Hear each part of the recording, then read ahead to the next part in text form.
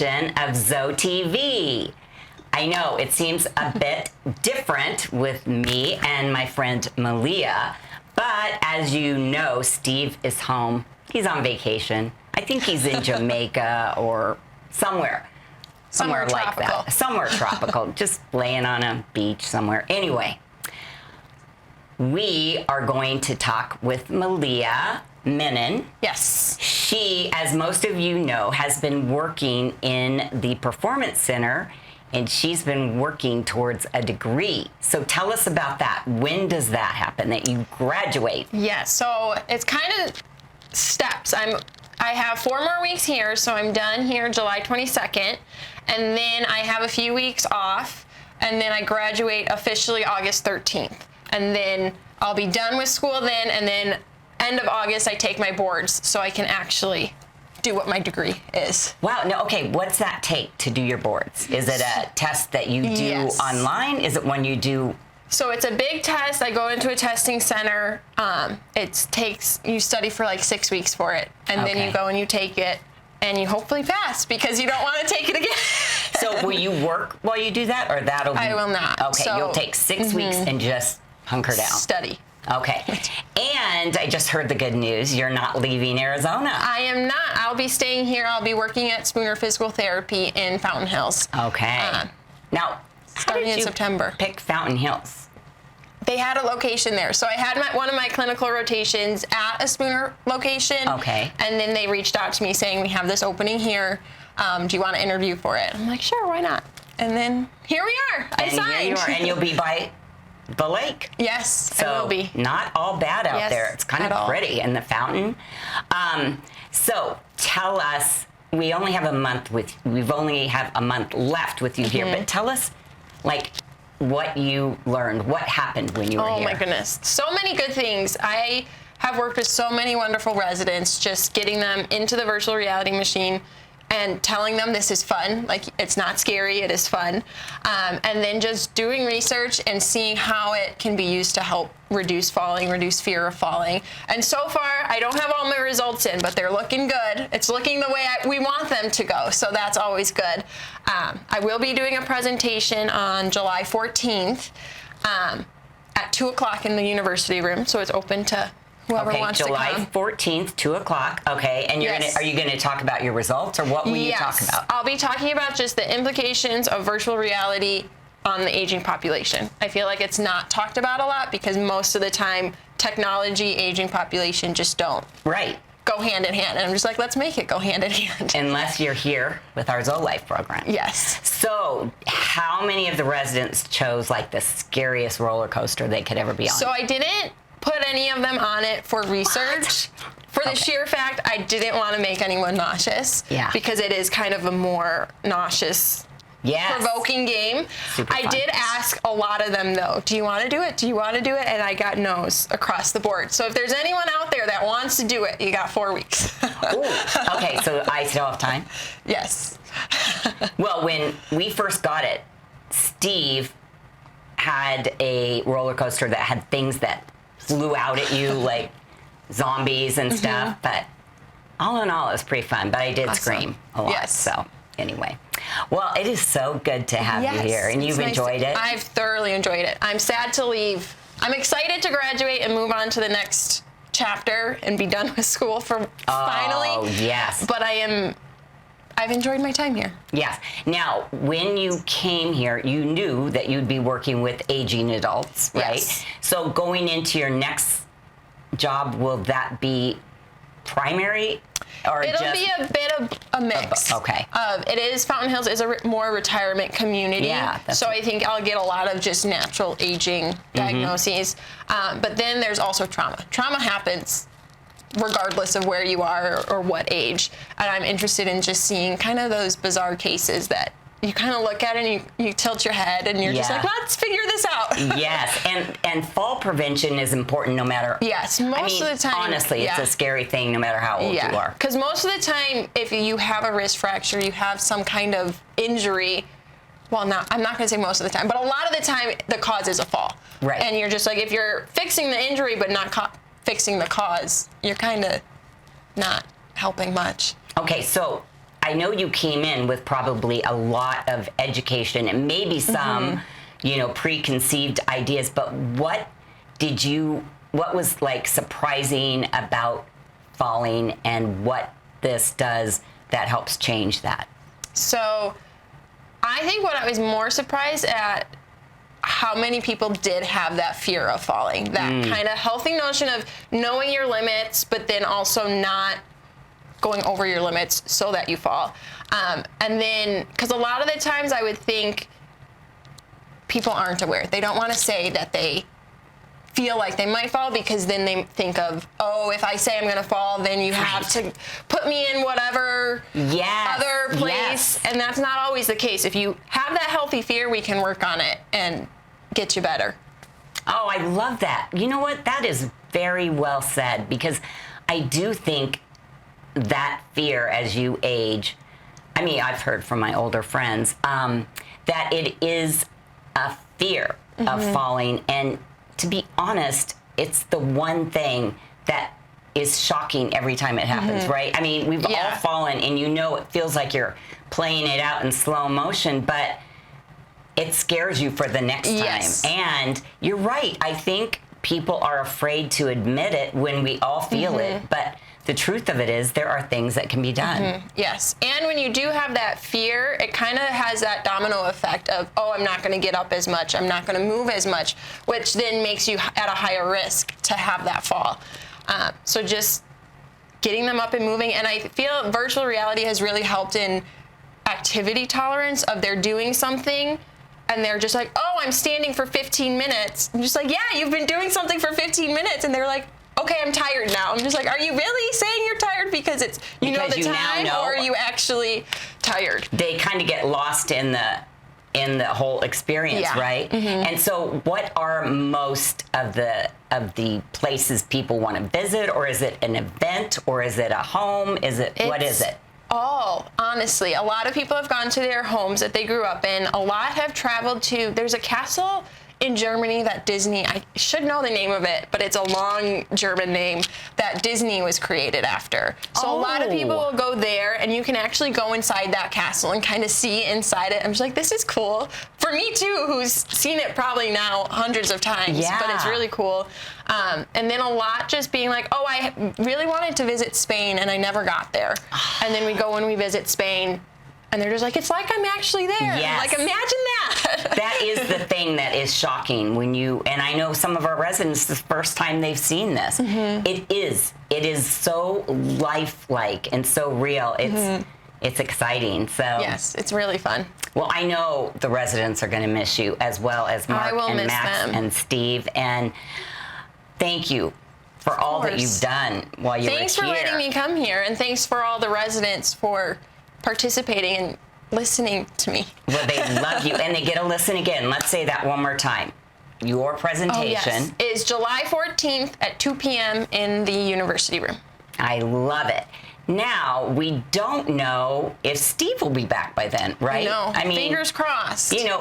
It's not easy coming off that fun vacation. No, I know. I mean, I just got back I'd want to stay there too. Well, yeah, I just got back from Ohio and Indiana, and I hated coming back. So I can imagine he's on a beach somewhere going, I think this is where I'm going to stay. Yeah, but probably. Believe it or not, we got a little camera peek into where he is and what he's doing. So welcome to Virtual Reality with Steve Heller. Steve! Hello! Woo! Look at you! Can you see me? Can you hear me? We can I see feel you. like I'm there. I'm on set. I'm on set. You're here with us, and we're so happy to see you. So I'm happy to be seen. Where are you? To be seen. I'm in my home. Okay. I am not in a hospital bed. I am in my home, in a certain part of our home that is restricted to other ideas and videos that our little family does. And you can see all this craziness behind me. This is what we call the studio. You're in a studio. I'm in my own studio in our house where we do our YouTube channel and we do some fun stuff, my little guy and myself. But this is where I spend my time. If I'm not at Glencroft, I'm in this room right here. Wow. Okay, for those of us who might not know what all those things are that you're surrounded by, what is that? And by the way, your little guy, he's not so little. Yeah. I know Okay. he's not so little anymore. When I Yeah. came to Glencroft, he was little. Okay. And then now he's getting big. And he's a freshman in high school, and Oh my goodness. yeah, life is moving fast for this boys of mine. I got an 18 and a 15, and they are bookends at Horizon High School. I got a senior and a freshman, and this freshman and this is our hobby. So Okay. There you these are go. all called Funko Pops. So every one of these behind me, picture like a little character of a sports memorabilia, movies, action, comedy, TV, whatever. And they're all just little bobblehead type things that are collectibles. And it's a big underground culture of like collectible things. People Okay. collect everything, Cool. right? So this is our little niche in that pot. So I submerged myself in this. This is our hobby outside Glencroft. I love it. Now, where's the bobblehead of you and Tate? Yeah, that's still to come. Oh, I see. Yeah, I mean, you they're gotta go to saving. California. You can make your own Funko Pop, and that Okay. is something we'll be doing at some point. Because you gotta. I mean, we're this far into it. We got stickers. We got our logo. We need our own pop. We need our own Funko Pop. I 100%. think that's all that could be missing. What do you think, Malia? Do you Yeah. see anything else that's missing there? No, I think it's only you need one of you and your son. Yeah, and he's covered up the beach We really gotta, well. hey, this is just one wall. This thing goes all the way around me. I don't even want to show you. You'd be just like, it's a little creepy when you walk in the house and see this first thing you see when you walk in, and you're like, where am I right now? Wait, that's. This is like the first room in the house. Oh, I know where that is. We set the tone early to our craziness. So Yeah, so anyway, anybody new I wish walking in knows. I love being in this studio, but I wish I was live in that studio. But I'm coming back soon.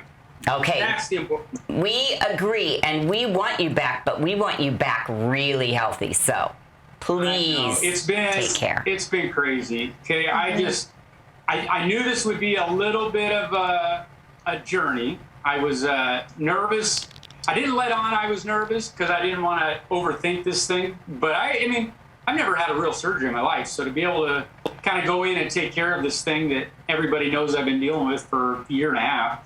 But the process behind it's invasive. Like it's kind of a big deal. And so the surgery was on May 10th or June 10th, and it was on a Friday. The prep went good. I came out of surgery in a lot of pain. Obviously, it looks like I got in a fight with a chainsaw. My entire everything is cut open, and I've got slices and dices and scars, and it is what it is. But I woke up, and the first words I heard is, "Your wife has COVID. She won't be here anymore." So she went in. When I went in the operating room, she was there, and when I got out, she was home, sick as a dog, that quick with COVID. And Well, now so wait, because your son had it, right? I mean, Braden my had. son had it. He came back from a trip with it.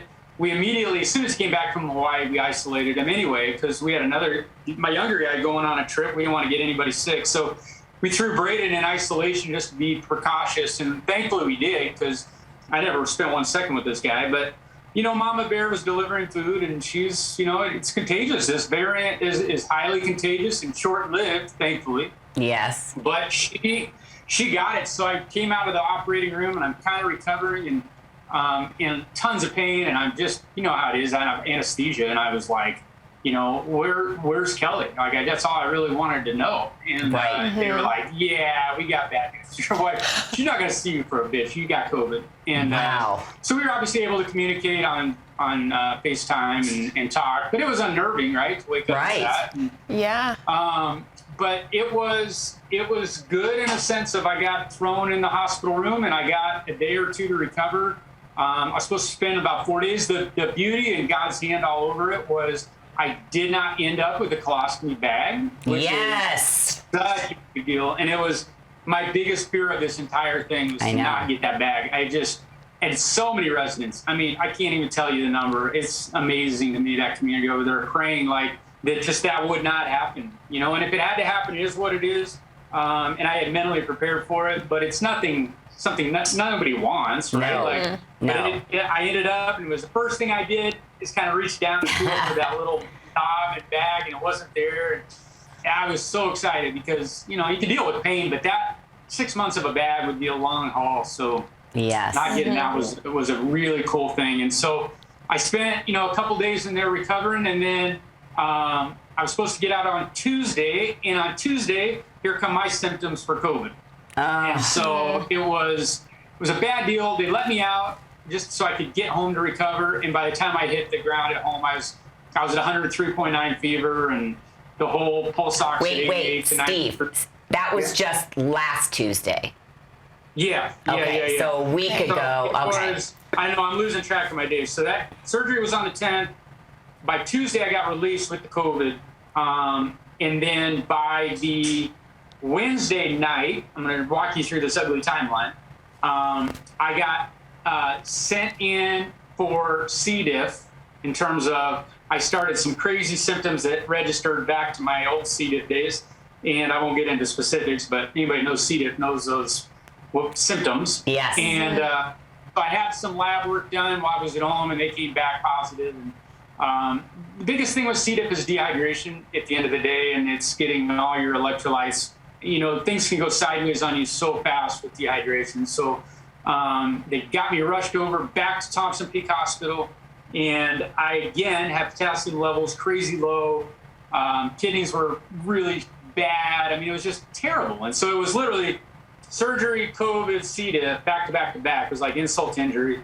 So they threw me in this crazy isolation room, which was, you know, the sickest of the sick, kind of over at that hospital where they throw you in that ward and you get kind of locked down. And they said, you know, there's like 8 of you on this floor and you're one of the sickest of them all. And which was hard to imagine because I didn't feel crazy, but the C. diff combined with COVID, because my levels and my stuff was so low, my like just ability to fight this stuff was so low, and I had no immunity at all. I think that C. diff, and that came about because I got antibiotics for the surgery. And so it was like a storm of antibiotics for surgery that were necessary evil, although I wish my surgeon would have been a little more in cahoots with infectious disease in my background.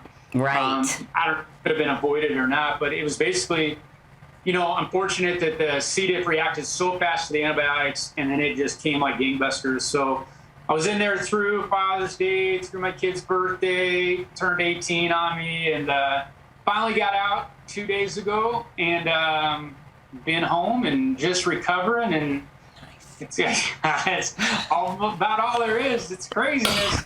But I just want to say, I think the community that we work at, it doesn't surprise me anymore because the people are amazing, and we all know that. But when you go through something, the infrastructure in place that you can lean on for support, prayers, it's unbelievable. I've never seen anything like it. When you have that many bodies that truly care for you, not just like, hey, hope you feel better, and then just on to the next topic. It's like really heartfelt.